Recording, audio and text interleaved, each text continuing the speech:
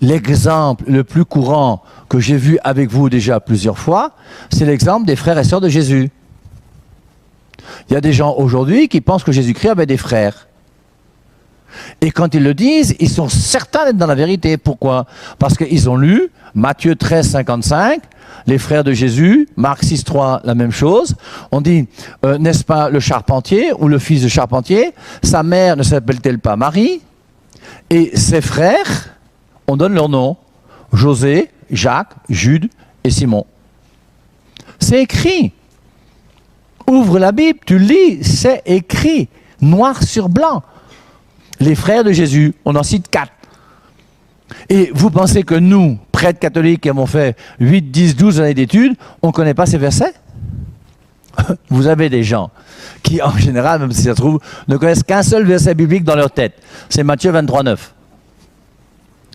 Matthieu 23, 9 qui dit « N'appelez personne père sur la terre, car un seul est votre père, celui qui est aux cieux. » Le gars a lu, il s'est assis. Matthieu 23, 9. « N'appelez personne père sur la terre, car un seul est votre père, celui qui est aux cieux. » Conclusion, il ne faut pas appeler les prêtres pères.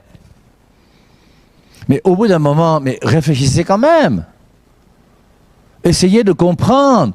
Pourquoi est-ce que moi je me fais appeler père? Qu'est-ce que je gagne, moi, Père Hervé Marie, à me faire appeler père? Mais je gagne rien. Et si ce n'était pas la volonté de Dieu et la parole de Dieu, je ne vous dirais pas que je m'appelle Père Hervé Marie. Je m'appelle Hervé ou VV ou comme vous voulez. Moi, je m'en fous, moi. Ça m'est égal. Mais Matthieu 23, 9, c'est un verset. Dans la Bible, il y a 1100 versets qui parlent du mot Père. Sur ces 1100 versets qui parlent du mot Père, tu connais encore lesquels? Moi, je connais quelques-uns. Matthieu 19, 19. C'est Jésus qui parle et qui dit « Honore ton père et ta mère ». Il dit « N'appelez personne père ». Maintenant, il dit « Honore ton père ». On fait comment? Alors, les gens sont futés. Ils vont vous dire « Oui, mais dans Matthieu 23, 9, il ne s'agit pas de père charnel, il s'agit de père spirituel, parce que tout le contexte est spirituel. » Bon, prenons Jean 8, 44 alors. Quand Jésus-Christ dit à eux, votre père à vous c'est le diable parce que vous êtes des menteurs. Le mot père là pour le diable, c'est spirituel ou c'est charnel? Forcément, c'est la paternité du diable sur ceux qui mentent. C'est une paternité spirituelle. Et donc, Jean 8, 44, c'est le mot père au sens spirituel. Matthieu 19, c'est le mot père au sens charnel. Vous pouvez prendre 1 Corinthiens 4, 15. Saint Paul qui dit que même si vous avez 10 000 personnes qui vous ont enseigné, vous n'avez cependant pas plusieurs pères, car c'est moi qui vous ai engendré au Christ par l'évangile. Et Saint Paul dit qu'il est le père spirituel des Corinthiens. On continue. Jean 4, 12. Jean 4, ça vous dit quelque chose, la Samaritaine? Verset 12. Notre père Jacob a bu à ce puits, lui et ses bêtes. Elle dit notre père Jacob. Elle utilise bien le mot père. Jésus-Christ n'a pas mis la main sur la tête et vous dit tu as dit père, quel scandale, Samaritaine? Non, du tout. C'est pour ça que c'est important. Si je comprends mal les Saintes Écritures, je n'ai plus la parole de Dieu. Et c'est pour ça que si je veux la parole de Dieu et que je suis intelligent et que je cherche la vérité, il faut revenir 1 Timothée 3,15. L'Église est colonne et appui de la vérité. La vérité qui est la parole de Dieu, Jean 17, 17. Ta parole est vérité. C'est même le titre de l'émission. Cette parole de Dieu qui est la vérité se trouve où? Dans l'Église. Cette Église qui est colonne et appui de la vérité. Cette Église pour laquelle le Christ est mort. La seule Église qui a été fondée par Dieu. La seule Église qui mérite le nom d'Église. Et la seule mérite l'Église qui est là pour nous sanctifier et nous aider à vivre pleinement notre vie chrétienne. Ce n'est pas celui qui dit Seigneur, Seigneur qui entrera dans le royaume des cieux, mais celui qui fait la volonté de mon Père. Alors on a vu Matthieu 23, 9. Si vous voulez, pour les frères et sœurs de Jésus, on peut répondre aussi, hein. C'est très facile. Alors, je vais regarder quelle heure il est. Voilà. Donc, pour les frères et sœurs de Jésus. Alors, on va faire vite. On va prendre Galates, chapitre 1, versets 18 et 19. Dans Galates chapitre 1, verset 18-19, qu'est-ce qu'on dit? On dit que Paul est parti rendre visite à Pierre. Il est allé à Jérusalem le rencontrer. Je vous rappelle que notre ami Paul s'est converti sur la route de Damas. Il n'a pas été converti par un apôtre, par la parole de Dieu donnée par les apôtres. Il dit même dans Galates chapitre 1, le verset 11, que j'ai reçu mon évangile directement du Christ. Je ne l'ai pas reçu des hommes. Il a reçu sa révélation directement du Christ. Mais après 14 années où il a commencé à évangéliser, après quelques années, donc il a voulu aller, et puis il est parti rencontrer Pierre, qu'il est parti rencontrer à Jérusalem. Il a passé 15 jours chez lui, et il nous dit, je n'ai vu aucun des apôtres, sauf Jacques, et ce Jacques qui est le frère de Jésus. Donc dans Galates, chapitre 1, verset 18, 19, je n'ai vu aucun des apôtres, on sait que les apôtres, il y en a 12, je n'ai vu aucun des apôtres, si ce n'est Jacques, le frère de Jésus. Donc il y a Jacques, le frère de Jésus, qu'il a rencontré lorsqu'il était chez Pierre pendant 15 jours. Maintenant, prenons la liste alors des 12 apôtres. Dans Matthieu chapitre 10, verset 2, par exemple. Et vous verrez que dans Matthieu 10, 2, on va citer les 12 apôtres, et parmi les 12 apôtres, il y a 2 Jacques.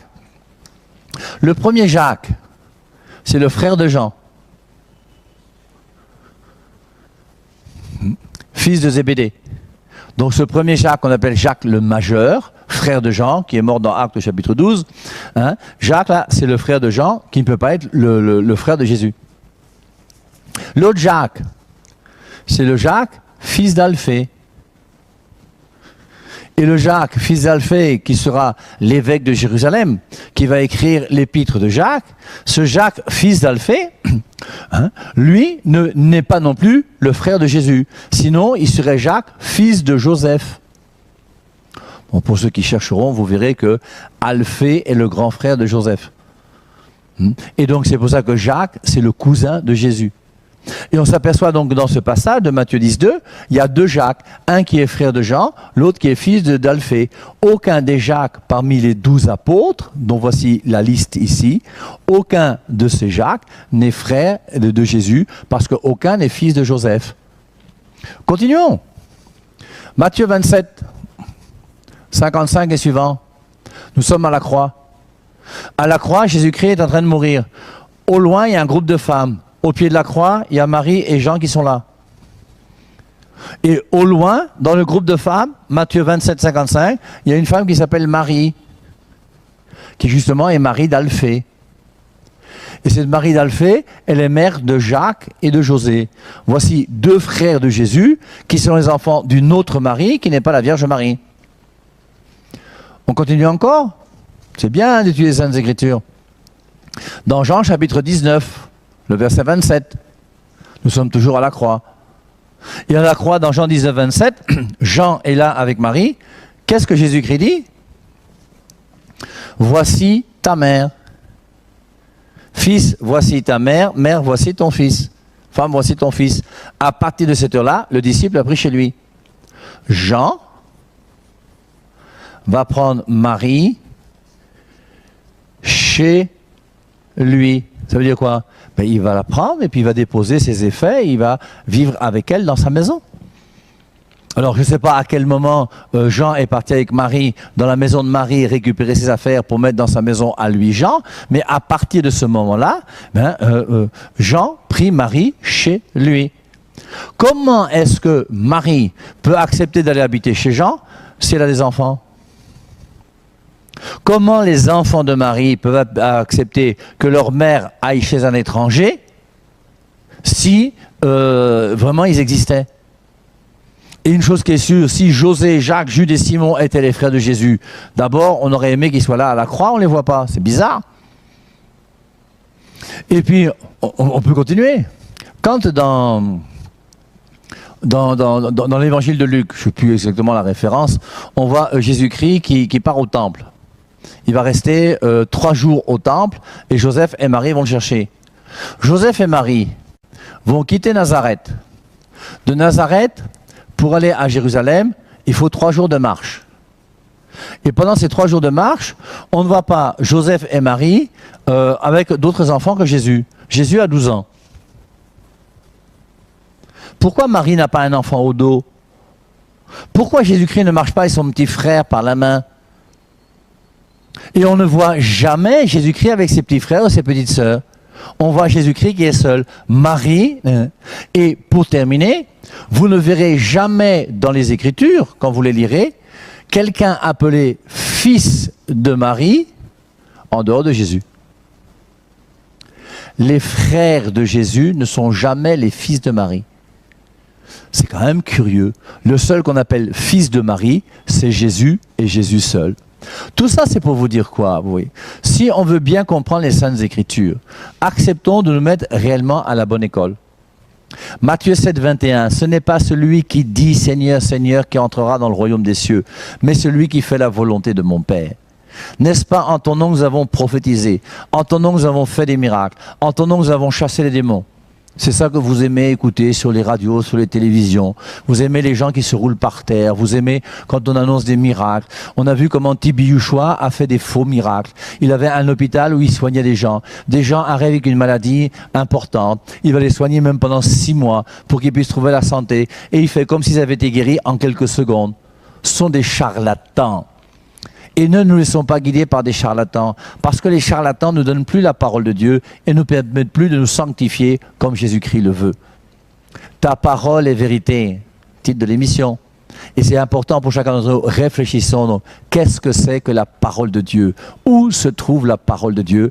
Et cette parole de Dieu se trouve pas premièrement dans la Bible, encore moins dans la Biblette, mais se trouve premièrement dans l'Église. Je termine et je conclue en vous disant, dans Actes au chapitre 7, on a Étienne qui meurt martyr, et Étienne qui meurt martyr, le premier martyr chrétien, n'a jamais lu Matthieu, Marc, Luc, Jean, Actes, Romains jusqu'à Apocalypse, parce qu'aucun des livres du Nouveau Testament n'existait, mais pourtant il avait la foi, il croyait en Jésus-Christ, il avait la parole de Dieu, et il était un saint, et il était chrétien.